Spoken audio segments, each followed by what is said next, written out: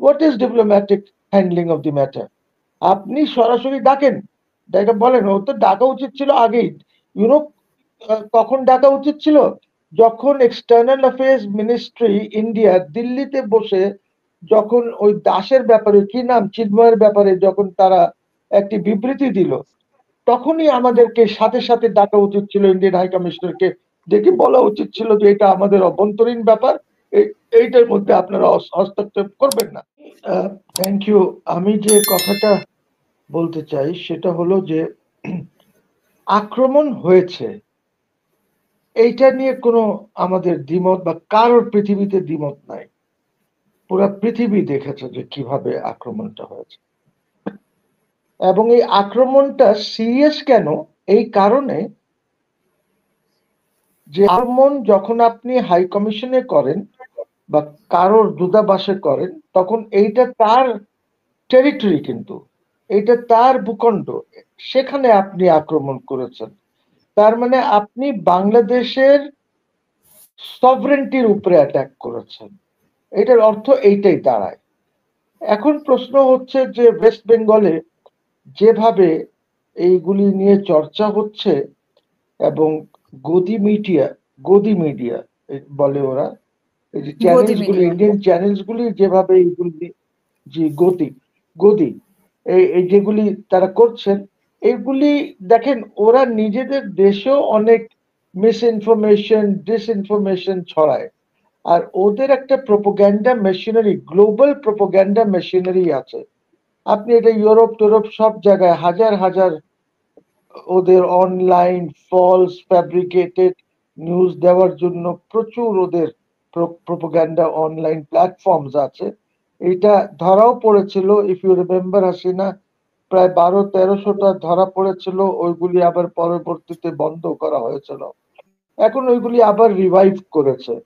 তো ওরা প্রোপাগান্ডা যেটা করছে যে হিন্দুদের উপরে আক্রমণ হচ্ছে, এটা কিন্তু ঠিক না।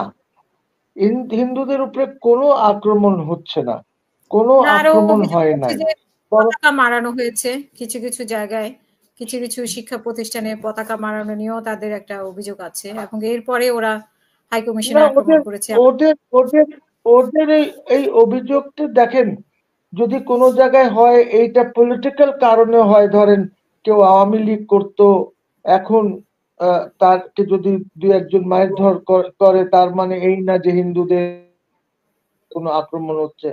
আপনাকে হাসিনা আনা উচিত ছিল এখানে হিন্দু মহাজোটের জেনারেল সেক্রেটারি প্রমাণিককে, হ্যাঁ, তাহলে প্রামাণিক আপনি আজকে দেখতেন busy. But Pramanik is saying.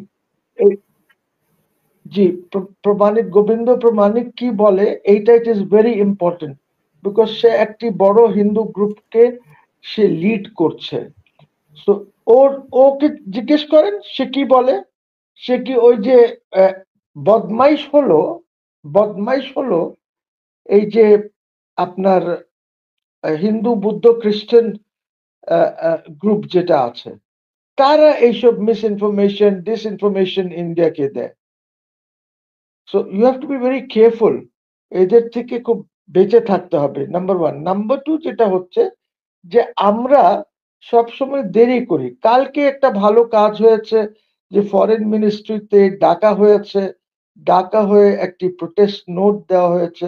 এটা আমি বারবার বলছি যে আমাদেরকে এই জিনিসগুলি করা উচিত। ডিপ্লোম্যাটিক যে প্রসিজিওরস গুলি আছে, যে সিস্টেমস গুলি আছে, ওই সিস্টেমস আমাদেরকে পুরাপুরি ফলো করা উচিত।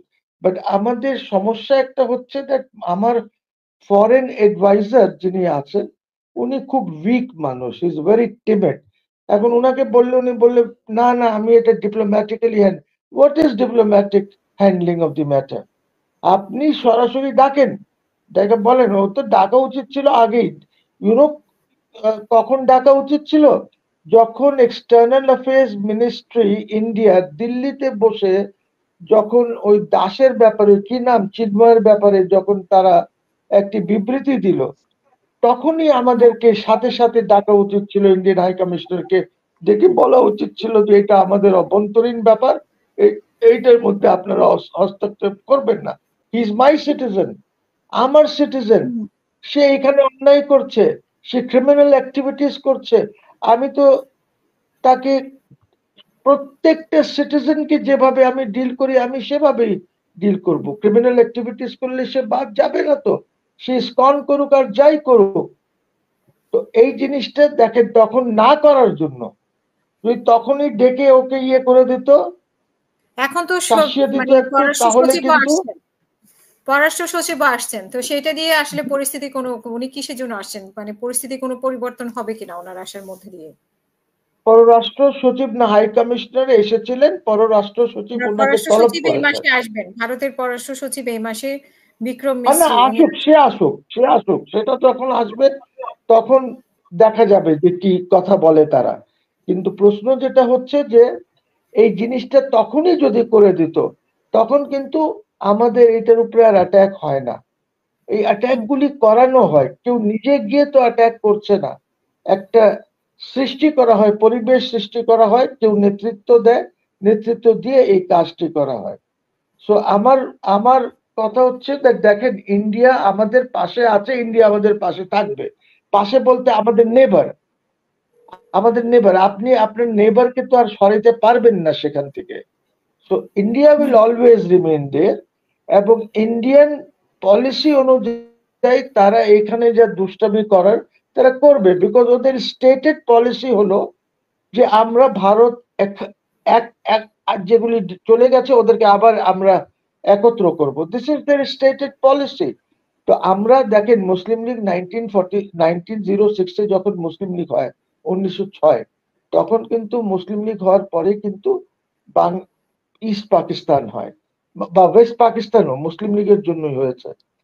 তখন কিন্তু যদি সেটা না হতো তাহলে আজকে বাংলাদেশ তো হতো না। তো মুসলিম লীগের তো একটা খুব বড় অবদান আছে যে আমরা মুসলমানদের জন্য একটি রাষ্ট্র সৃষ্টি করেছে। এবং যখন মুসলিম লীগ ছিল তখন কিন্তু আমাদের বঙ্গবন্ধু শেখ মুজিবুর রহমানও তো মুসলিম লীগ করেছেন, সরওয়ার্দী সাহেবও তো মুসলিম লীগ করেছেন, ভাসানী সাহেবও মুসলিম লীগ করেছেন। তো আমার কথা হচ্ছে যে আমরা উই ক্যানট চেঞ্জ আওয়ার নেবার, আমরা আমার নেবার সরাইতে পারবো না, সে থাকবে। কাজে ওর সাথে আমরা কিভাবে ডিল করব, এইটা একটা পলিসি, আমাদের একটা পার্মানেন্ট পলিসি করা দরকার। We should have a policy, যে আমরা ওই পলিসি ইনক্লুড করতে হবে আপনার সিকিউরিটি ফ্যাক্টরস গুলি, স্ট্র্যাটেজিক ফ্যাক্টরস গুলি, ইকোনমিক ফ্যাক্টরস গুলি সব ইনক্লুড করে এই পলিসিটা বানাতে হবে, দ্যাট ইন্ডিয়ার সাথে আমরা এইভাবে বিহেভ করব, পৃথিবীর সাথে আমার এইভাবে আমার সার্ক রিজনে আমরা এইভাবে পলিসিটা করব। তো এই জিনিসগুলি আমরা তো করছি না। আপনি যদি দেখেন, আমার প্রধান উপদেষ্টা উনি তো বলেছেন যে আমি সার্কটা রিভাইভ করতে চাই, কিন্তু কোনো বাস্তব পদক্ষেপ দেখেছেন আপনারা যে কিভাবে রিভাইভ করবেন? রিভাইভ করার জন্য তো একটা ডিপ্লোম্যাটিক সিস্টেম আছে, সিস্টেমের মধ্যে যেতে হবে, ওনাকে চিঠি দিতে হবে সব দেশগুলিকে, একটা স্পেশাল ইনভয় ওনাকে পাঠাতে হবে চিঠিগুলি নিয়ে, যে আমার রাষ্ট্রপ্রধান এই চিঠিটা পাঠিয়েছেন, ওইখানে আলাপ আলোচনা করবেন। ওরা তখন বলবো যে ঠিক আছে, রিভাইভ আমরা করতে চাই, আসেন। কোনো এক জায়গায় সবাইকে ডাকতে হবে, এই জিনিসগুলি তো করতে হবে। বাট উনি তো এগুলি করছেন না, উনি খালি মুখে যেটা বলেন, আর মুখের সাথে আর ওনার কার্যক্রম তো ওইভাবে সিনক্রোনাইজড হচ্ছে না। আপনি ভারতের সাথে কি করবেন? আপনার ইকোনমির কি অবস্থা? দিন দিন ইকোনমি তো আপনার নিচে চলে যাচ্ছে। আপনাকে ভারতের সাথে যদি আপনাকে ডিল করতে হয় তাহলে আপনার ইকোনমিও ঠিক করতে হবে, আপনার ব্যালেন্স অফ পেমেন্ট ঠিক করতে হবে ইন্ডিয়ার সাথে। আপনার একদম লপসাইডেড ব্যালেন্স অফ পেমেন্টের পজিশন আছে। তো এগুলি কিভাবে ঠিক করবেন? আপনার ট্রেড বন্ধ আছে, মানে হয়তো স্মাগলিং হচ্ছে, কিছু একটু হালকা ফুলকা চলছে, বাট আপনার ট্রেড তো চলছে না ওইভাবে। এই ট্রেড গুলি রিভাইভ করতে হবে, কিভাবে করবেন? সার্কের তো একটা প্ল্যাটফর্ম ছিল, সার্ক তো একটা ফ্রি ট্রেডের, সাফটা বলে একটা ইয়ে ছিল, ওইগুলি সব বন্ধ করে রেখেছে এই মোদি গভর্নমেন্ট। তো আপনি যদি সার্ক রিভাইভ করতে, উই ক্যান রিভাইভ সার্ক। আপনি ইন্ডিয়াকে বাদ দিয়ে দেন না, ইন্ডিয়াকে বাদ দিয়ে করেন, কোনো অসুবিধা নাই, আমরা করব। বলে যে চার্টারে হচ্ছে যে আপনি এটা করতে পারবেন না, আরে চার্টার তো এমেন্ড হয়, চার্টার তো আর আপনার কোরআন শরীফ না, বাইবেল না যে আপনি এমেন্ড করতে পারবেন। It can be amended. Charter amend করে আমরা ইন্ডিয়াকে বাদ দিয়ে আমরা সবাই মিলে আমাদের একটা রিজিনাল ইসে আসি, তাহলে আপনি ইন্ডিয়াকে কন্টেন করতে পারবেন। বিকজ আপনার এক সার্কের যদি আপনি পুরা রিভাইভাল করতে পারেন, তাহলে আমাদের ট্রেড সবার সাথে হবে, আমাদের আসা যাওয়া হবে, আমাদের কানেক্টিভিটি হবে বিভিন্ন ভাবে। সো ইউ সি অনেক পোটেনশিয়াল আছে তো for trade between Pakistan and Bangladesh. প্রচুর পোটেনশিয়াল আছে। আমরা চা বিক্রি করতে পারি, আমরা জুট প্রোডাক্টস বিক্রি করতে পারি, আমরা আমাদের ইয়ে কি বলে গার্মেন্টস ওদেরকে দিতে পারি। ওদের গার্মেন্ট সেক্টর তো আমাদের মতন এত বড় না। It's a good garment sector, কিন্তু আমরা তো 2 নম্বর গার্মেন্টসে। এই 2 নম্বর থেকে তো we are sleeping down. So আমরা তো রিভাইভ করলে অনেক কিছু আমরা করতে পারি। আপনার কার্পেটসের ট্রেড করতে পারি, অনেক কিছু ট্রেড করা যেতে পারে। ওদের থেকে আমরা কটন আনতে পারি, আমাদের এখানে কটন মিলস গুলি আছে, এইগুলিকে ভালোভাবে আমরা রিভাইভ করতে পারি। স্পিনিং মিলস গুলি আছে। যদি ইন্ডিয়া আমাদের সাথে না করতে চায়, let them go to hell. Let India go to hell. What does it matter for us? It does not matter.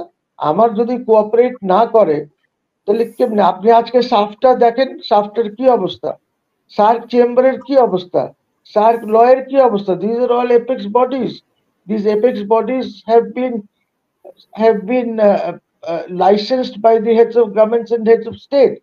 Council হচ্ছে না সার্কে। কাউন্সিল মিনস ফরেন মিনিস্টার্সরা মিট করছে না, যার জন্য এইগুলি হচ্ছে না। এইগুলি প্রত্যেক বছর আপনার এইগুলির কিন্তু ইয়ে করে এগুলি হচ্ছে না।